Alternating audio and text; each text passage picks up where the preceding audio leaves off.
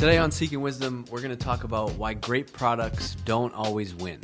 We're back. I can always hear the music coming in.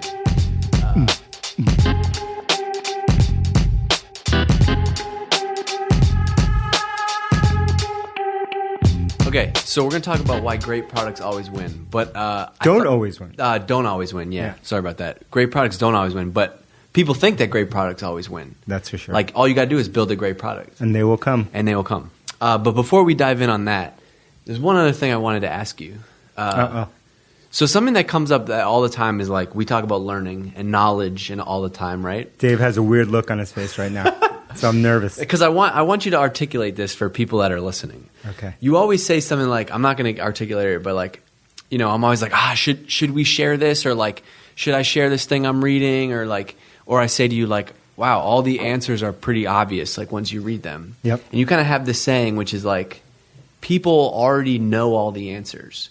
Or they're not going to do it. It's okay to share the secrets because the majority of people aren't going to do anything with it. Yes. I want you to talk about that for a second. Like expound on that? Yeah, okay. yeah. Let's go into that. You get what I'm asking you? Yeah. So I say that all the time. I say like, we already know the answers, right? Yeah. And we're reminded of them all the time, right? Deep down, we know what the answer is. And then I also say when we're talking about sharing things that we've learned, should we share them? Because oh no, a competitor might hear what we're doing. Yeah. I say share it. They're not going to do it anyway, because people need to be in the right frame of mind, and you need to be at the right point. It's all about context to me. You got to be in the right context to be able to hear and learn from these lessons. So until you're in that right context, you can read it 1,000 times. It's not going to make sense to you, and that's why learning is so much about not only reading, digesting, listening, whatever format you're taking on, that you're taking in the learning, but it's as much about application as anything else. And until you apply yourself, until you put yourself in the right situation, until you have the right context, in other words, you can't begin to learn. So this is what we even talk about on the last episode, which is about like working out. Yes. Like you know the secret. Totally. And everyone's guilty of it. I'm totally guilty of it. Like I'll geek out, read a bunch of stuff on whether it's CrossFit or body weight this or that, and I'm looking at videos, I'm reading, doing everything until I actually try to apply it. None of it will make sense to me. I could read all about perfect form. I could like study perfect form to the end of time until I actually try to do that first pull up, that first move. It's not going to make sense to me, and it's the same. I'm not going to know the questions to ask. It's like why we talk about there's no playbooks. Like the only cure is learning and doing. Yes, and then you can develop your own playbooks, and your playbooks are personal to you and personal to the context that you're in. And I was talking to I had a one-on-one with one of our developers today. What's up, Ali? What's up, Ali? And we were talking a lot about all the stuff that he's learning, and the point of it was that he had read about it and he had known about some of these things that he's learning, but it wasn't until he was in this context that we're in right now, which is kind of an early stage company, that it made sense, that he could actually learn these things. And the important point about this whole thing was that you could learn a lot of things, like in his case about engineering, development. You can learn those anywhere. You can learn those on your own because you can experiment them on your own. You can place yourself in the right context. You can learn in a hack group. You can learn at a big company. You can learn at a small company. But the stuff that he pointed out that he was learning right now at Drift, he could only learn right here, right now, because you need to be in this context to learn these lessons. Right. That's a really good so it's because of the stage of what we're going through, and he's having to apply that. Exactly. Or somebody at a bigger company could have been totally, this is how you do it. Like, they could read the Lean Startup or whatever book they want to read all day long until they're in the Lean Startup. None of it was going to make sense. It'll make sense intellectually, but it won't actually make sense deep down, viscerally. No, it's a really good lesson for this stage. It's something that I feel myself nodding along with. All right, let's tell me. So you and I were trading messages. We were kind of talking about future topics, future things we were going to write about, and this has been coming up a bunch. Yeah. And it's actually something that you've kind of been like preaching to our team here. It's just like as we're building a product, it's not just going to be about the best looking UX or the hottest product or the newest technology. Where did this like idea? What spawned this conversation about great products not always winning? My own kind of experience, like other things. This comes from experience. I started out as an engineer, and so all engineers, whether you're a designer, you're a marketer, you're a writer, or whatever, if you're crafting something on your own, you feel like that thing that you're building, because you identify with it, you get it, and it's so you get why it should exist. You think that thing should be able to stand on its own, and it should kind of sell itself, and everyone else should get it, and it's obvious because it's obvious in your own mind. And so the thing that I learned over time was that you could build the best software ever, in my case, as a developer, and that if the customer didn't care, or the market didn't care, or the timing was off, or something else out of your control was basically didn't care about the invention or the solution that you created, it didn't matter. The product was not going to win. And the best products I saw time and time again did not win. And you can go back in time, and this is not only a software thing, and look at all kinds of products that we've used in our lives, and you'll see that it's not necessarily the best products that win, but it's the products that meet the need and they're able to basically explain themselves clearly and resonate with people that win, right? That capture a movement. Yeah. And that's why sometimes it's not the first, second, third, fourth, fifth. Maybe it's the 10th iteration of a product that really actually captures escape velocity. Well, I can't think of an example off the top of my head, but I feel like there's always something that's like, a bunch of your friends are early adopters, or people are like, fucking around with something. They're like, man, this is awesome. This is going to be the future. Yeah. And it's really amazing, but it never ends up catching on. Oh, totally. That's why a lot of the times in amongst geeks and developers and whatever, like enthusiasts of something, the most pure, best version, in their opinion, being enthusiasts and fully understanding the problem, for them, they think that should be the winner, and it'll be the shittier, cheaper, more commercial version, the more compromised version in their view that actually captures escape velocity with the world. How does this actually play out? Like you said, engineers, designers, and PMs aren't going to like this, saying that great products aren't going to win, right? Because you get into that world because you want to build amazing products, right? And you think, oh, this is what it's going to take to win. Yep. But that's obviously not the case. Mm-hmm. So how do you fix that? Yep. So we try to fix it by having those people that create stuff be closest to the source of truth, which is always the customer. Right. So that's the immediate way that we solve it. And then the other way that we try to educate is that we can point at other companies that they may be familiar with, or they may have come from, and point at them and say, those companies maybe hit escape velocity or hit scale without having the best product. And maybe the product that they have now, which you might think is the best, was only came about much later in their history, because the first version was not the best version. Yeah. And I feel like that's got to be so maddening, right? It is. You're building something that is technically better. Yeah, but it doesn't matter. If no one cares, right? It doesn't matter. So you could write the best book in the world, and if no one gets it, but yourself, your mom, and your best friend, and no one else in the world gets it, it doesn't matter. Right. It wasn't the best book. My favorite. So on the marketing, the marketing flip side of this, my favorite quote about marketing. What's that? That there's no marketing cure for sucking. Yeah, I love that. Which is like, okay, you could be the best marketer in the world, right? You could be like, the SEO man and like the traffic master and the branding god. You're doing all this stuff. Yeah. But if you're selling dog shit, right, it's not going to work. It's not going to work. And it's the same thing on both sides. Or you're trying to market something that the market isn't ready for or people don't care about. Totally. So it's a timing thing all around. It's a timing thing, and what you have to do, which is tricky, is sort of meet in the middle. There is this place that happens all the time where the product isn't great. It's not shit, but it's not great. But it's good enough for the market, and the marketing is good enough for the state of the product, that together they can hit escape velocity. Yeah. And it's probably, this has to play into why you are such a big believer in like small autonomous teams, because you have the authority to move fast and just like ship things, and really the ultimate mindset, which you always talk about, which is like defaulting to being wrong. Yeah, being wrong. That is that's the ultimate guardrail for me. Well, the customer is, but then having this mindset of always go in and expect that you're wrong. And again, today I had this one-on-one with Ali, and this came up because in a different context. Yeah. It came up because he was talking about dynamics, in teams, and how do you learn to work with other people and all this kind of stuff that we all have to learn and struggle with and deal with different personalities and all that. And I was saying that a technique that I've used is this very technique, which is to assume that you're wrong and to use the customer as the impartial third party. And so for him being a developer and talking to other developers and, maybe arguing about the best way to do something or the most pure way to build something, maybe instead of having that argument, which is more about like my idea is better than your idea, right.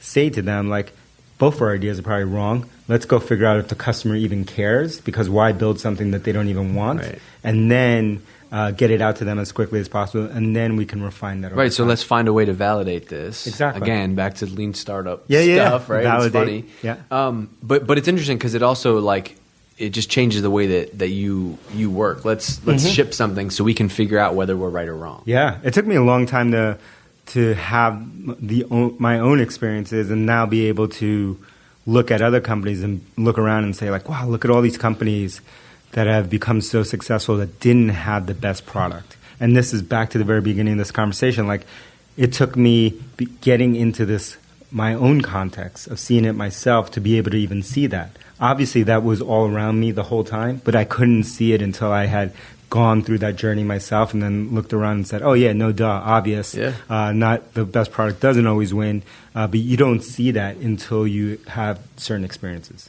I mean, we talk about it. It's a popular story. Like when you and Elias and Performal went to HubSpot, HubSpot was doing $35 million in revenue with a product that a lot of people knew wasn't the greatest product. Yeah. Yep, but they had a great story and they had great marketing engine was crushing it. Yeah, and sales engine was crushing it, and they had a great market fit. Right, problem market fit, I should say. Right, it's really problem market fit. Let's redefine it. So PMF is problem market fit, not product market fit. Product should stem from the problem, right? Identifying the problem. So they had amazing problem market fit, and then yes, we could fix the product and get the product to meet the problem in the market later. Yeah. All right. So let's leave people with a lesson. So you said something like this is more of a mindset thing. It seems like just your lesson seems to be like, once you were able to open your thinking to this, understanding that the great products don't always win, you're able to change the way that you work. Yes. All right. So open up your mindset, problem market fit, not product market fit. But I got one more last thing to go. I got a tangent to go on. Are you ready for a tangent?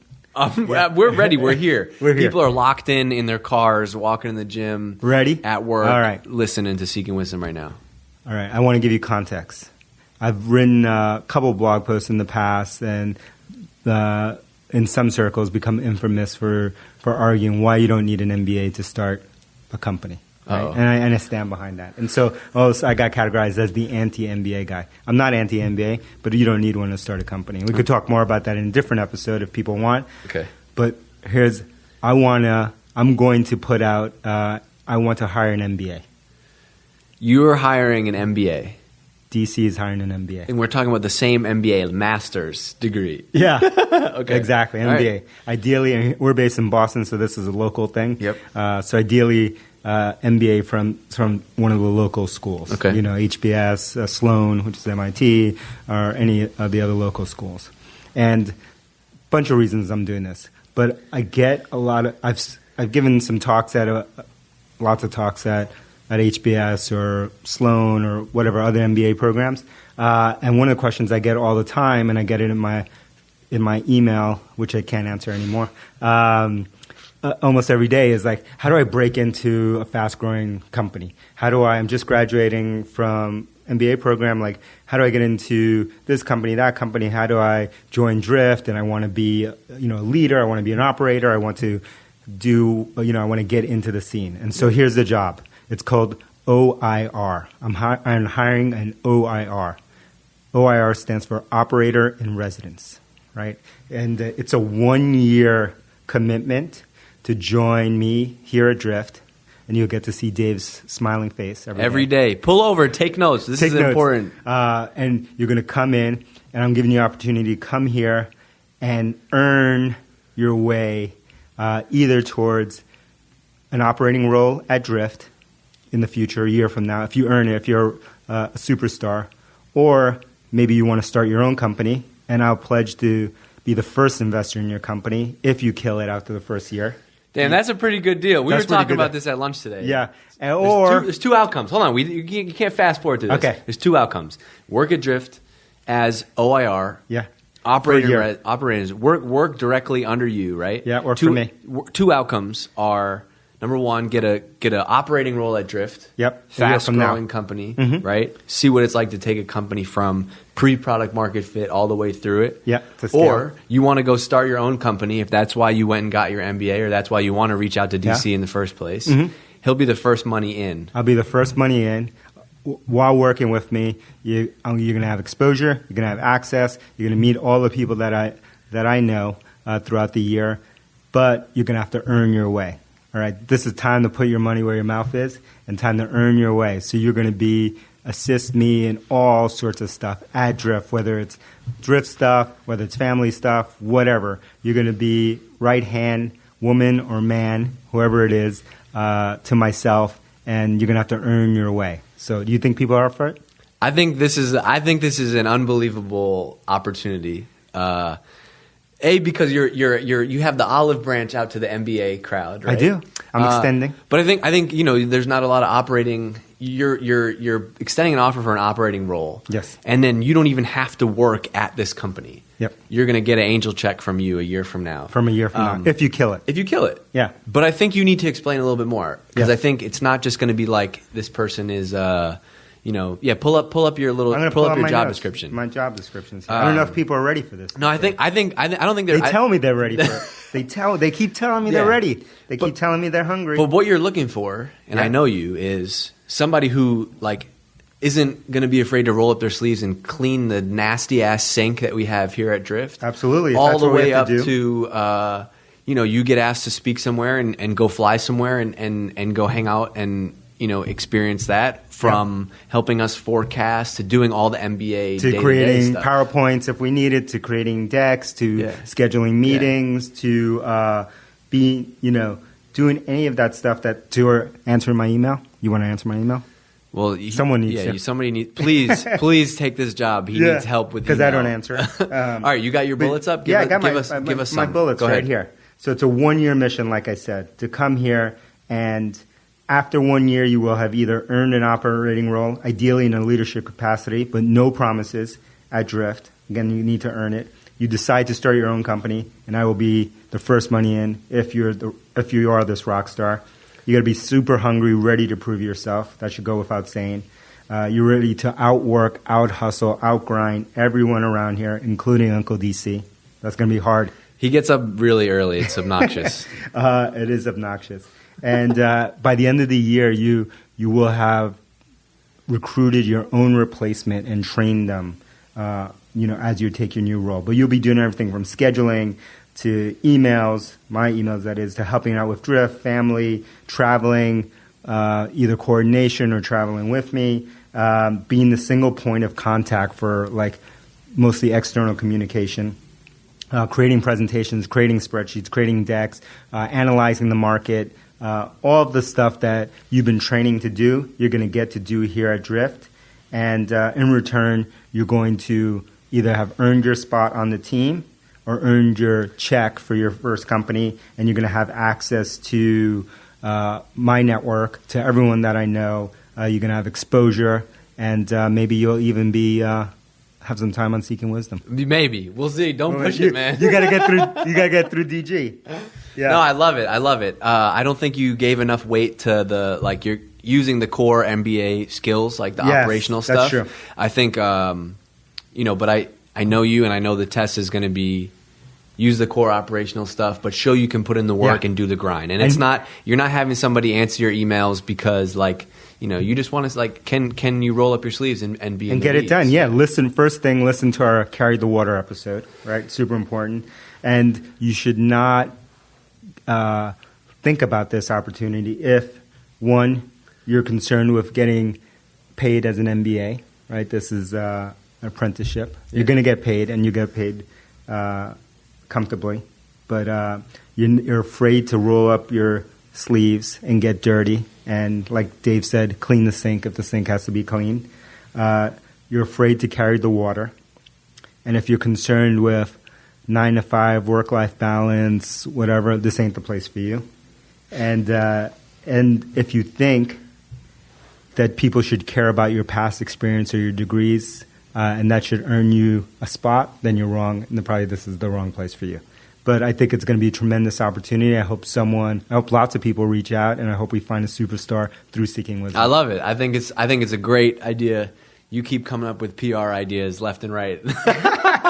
Okay, wait. I want to ask a serious question. No more. What do you think? Advertising. No. I love it. What are we gonna do? We post this somewhere? Yeah, we're gonna post it somewhere. So in the show notes of this episode, I'll have a link that you can go to, and you can post it with all the stuff written up that we mentioned and more. And then if we do end up hiring someone from the Seeking Wisdom crowd, we'll tell you about it in a future episode. Damn, and I love it. And get on a future episode and say what we got to tell. They got to that'll be the Seeking Wisdom, is telling the story about how they heard it applied. Woo, right? I love it, bro. What do you think? What do you want this to change? Like, are you going into this thing is going to change your perspective, or are you just trying to do something different? I don't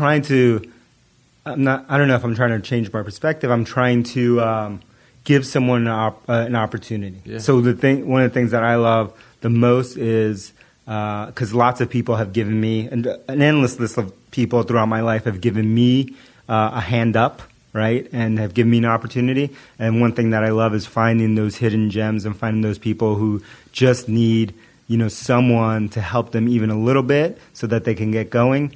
So I want to do that. I want to try to help someone. And I hear we don't have an operating role for a fresh MBA grad, right, at Drift. But I get so many people contact me who is that type of person. Yeah. And so this is a way to offer someone like that an opportunity. And we can use the help. That's right. No doubt. All right, that'll wrap it up for this episode. So we talked about why great products don't always win. And we talked about if you're an MBA locally here in Boston, Cambridge, this could be your opportunity to come spend a year here, work directly for DC, and be Drift's very first operator in residence. All right. Booyah.